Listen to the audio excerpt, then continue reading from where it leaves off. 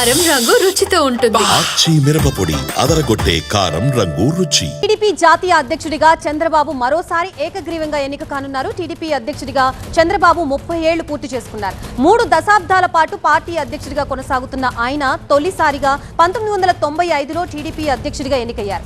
అప్పటి నుంచి ఆయనే పార్టీ అధ్యక్షుడిగా కొనసాగుతున్నారు.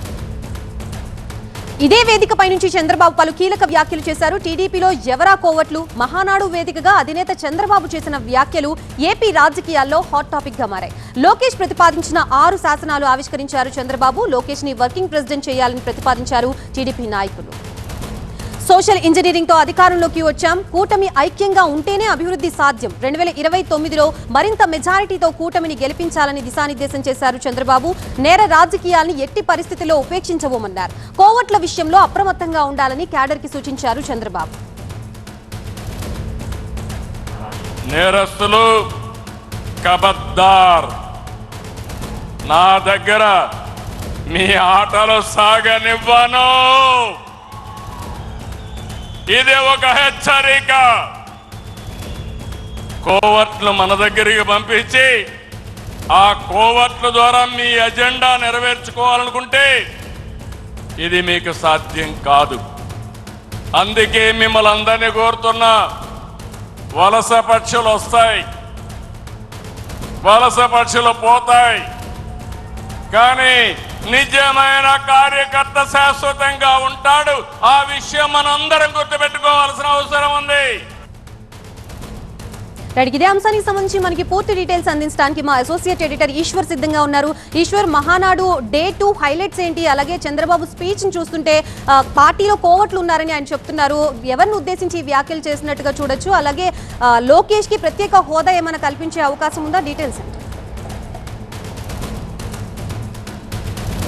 ఖచ్చితంగా కోర్టులకు సంబంధించిన అంశానికి ఒకసారి చూస్తే ఇటీవల కాలంలో చోటు చేసుకున్న కొన్ని నేరాలు, తెలుగుదేశం పార్టీకి సంబంధించిన కీలక నేతలు హత్యకు గురి కాబడ్డారు. వీళ్ళందరూ హత్యకు గురైన సమయంలో అక్కడ జరుగుతున్న పరిణామాలు ఏంటంటే తెలుగుదేశంలో 2 గ్రూపుల మధ్య ఆధిపత్య పోరుగా చెప్తూ వస్తున్నారు. సో ఈ నేపథ్యంలో ఇంకొక గ్రూపు ఇటీవల కాలంలో వైఎస్ఆర్ కాంగ్రెస్ పార్టీ నుంచి వచ్చి తెలుగుదేశంలో పార్టీలో చేరి అక్కడ ఆధిపత్యంగా మారి ఆ తర్వాత అక్కడ హత్యలకు దారితీస్తోంది. ఇది కేవలం ఆధిపత్య తగాదాలు మాత్రమే కాదు, ఇది కోవర్టుల కార్యక్రమం. కొంతమంది వైసీపీకి సంబంధించిన నేతలు వాళ్ళ కార్యకర్తలు కావచ్చు, కొంతమంది కావాలనే టీడీపీలోకి పంపి అక్కడ ఆధిపత్య గొడవలు సృష్టించి అక్కడ విధ్వంసం చేసే ప్రయత్నం చేస్తున్నారు. ఇలాంటివన్నీ మేము రాజకీయ ముసుగులో నేరస్తులుగా వచ్చి ఇక్కడ చలామణి అవ్వాలని ప్రయత్నిస్తే దాన్ని అంగీకరించే ప్రసక్తి లేదు. మేము అలర్ట్గానే ఉన్నామంటూ ఒక మెసేజ్ని అయితే ఈ మహానాడు వేదిక ద్వారా ఆయన పంపడం జరిగింది. ఇటీవల చోటు చేసుకున్న మాచర్లో జరిగిన డబుల్ మర్డర్ కావచ్చు, అంతకుముందు ప్రకాశం జిల్లాలో జరిగిన మర్డర్ కావచ్చు, ఇట్లాంటి వాటన్నిటిలో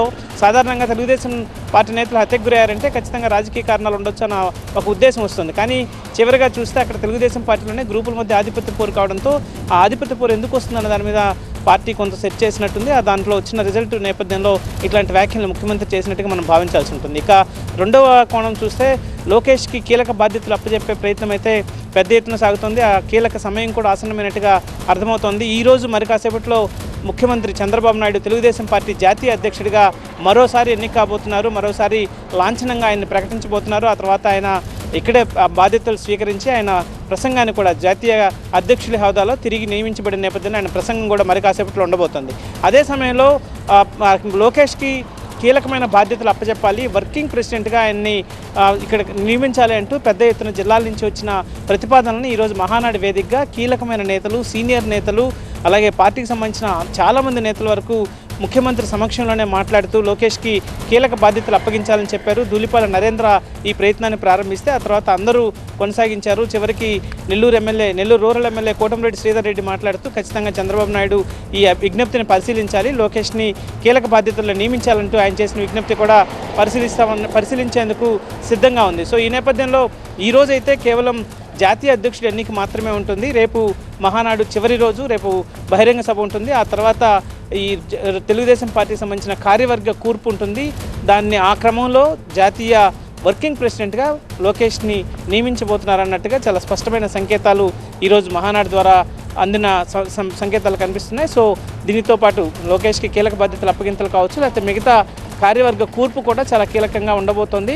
చాలా సంస్కరణలు అందులో ఉండబోతున్నాయి అన్నట్టుగా ఒక మెసేజ్ అందింది. సో ఇట్లాంటి సంస్కరణలతో టీడీపీ మహానాడు సాగుతున్న పరిస్థితే కనిపిస్తుంది. Right, thank you. స్టూడియో.